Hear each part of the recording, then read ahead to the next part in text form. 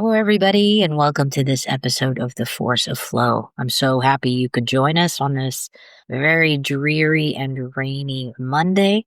But nonetheless, I hope to share with you guys some information that perhaps sheds light into the reason why I haven't gotten back to you until today.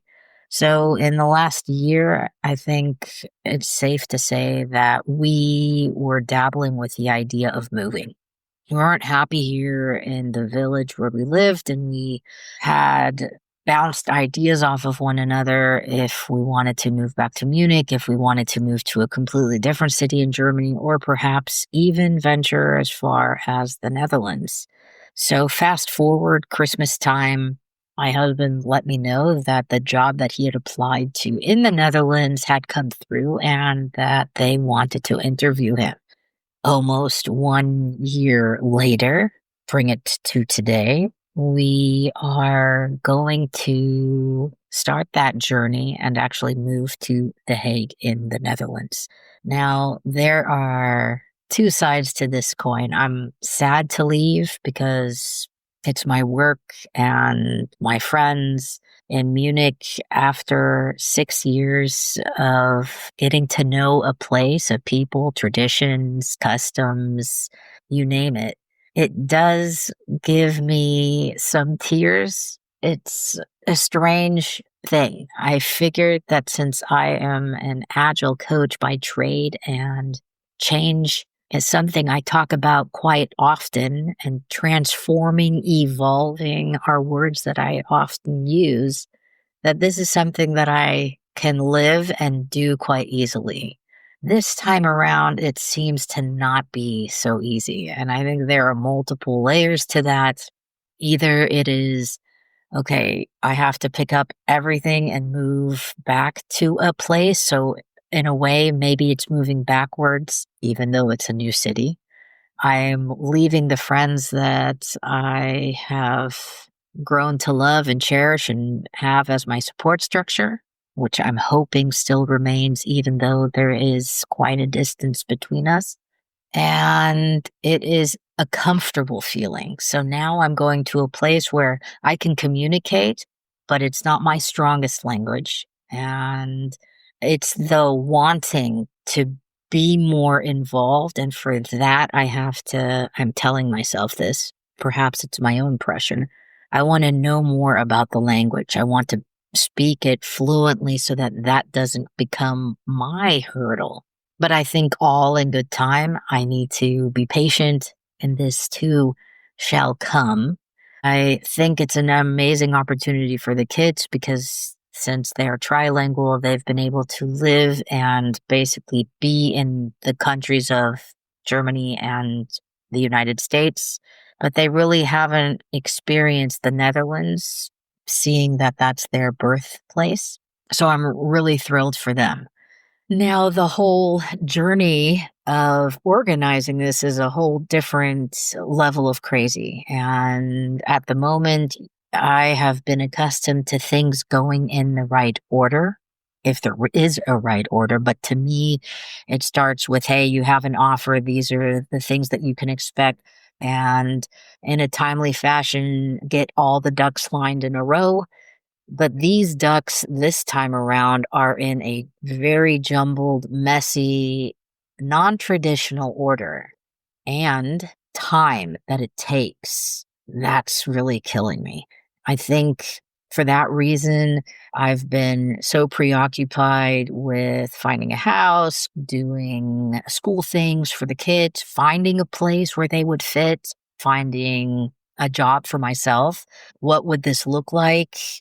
Who can help us? Do we know where our grocery store is? And how do we register at town hall for ourselves? So little tiny nitpicky things, but in the end, that started to consume me. And so there were really moments where I was sinking in thinking traps.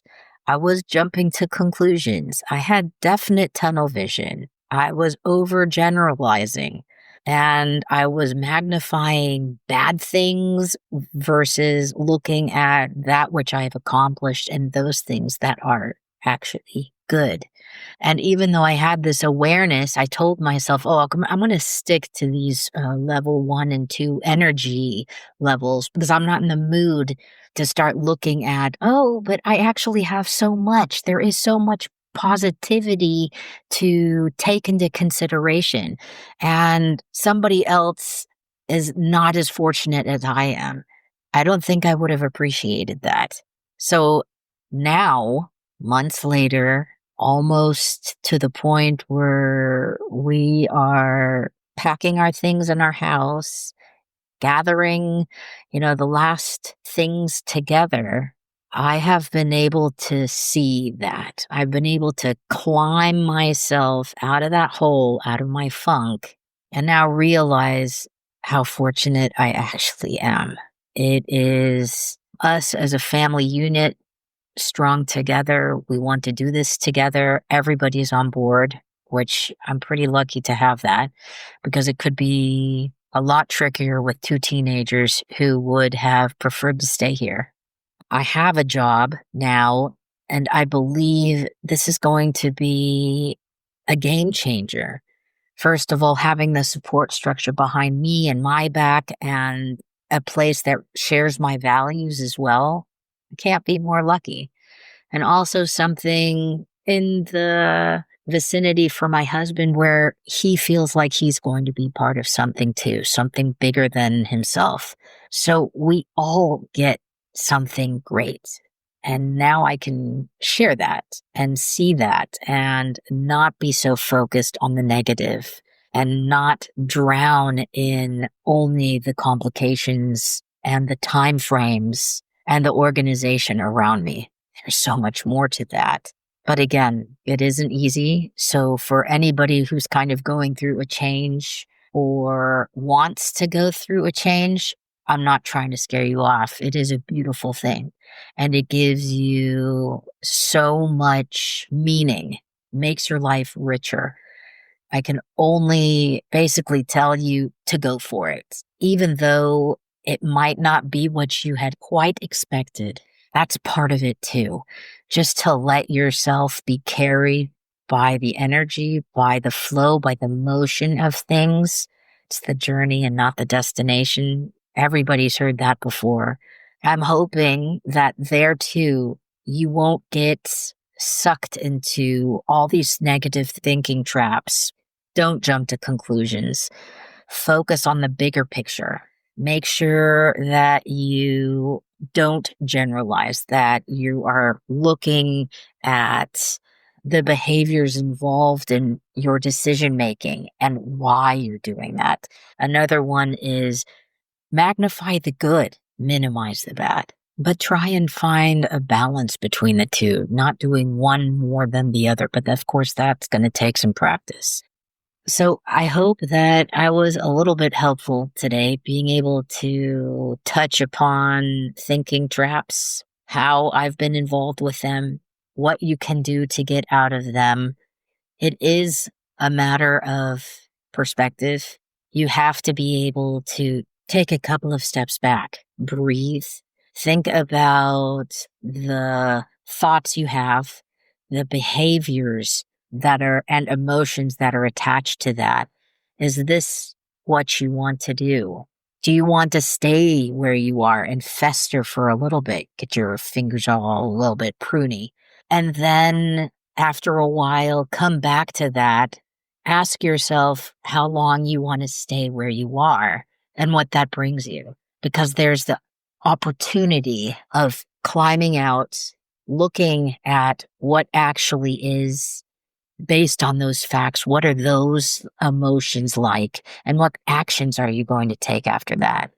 Thank you guys for taking the time and listening.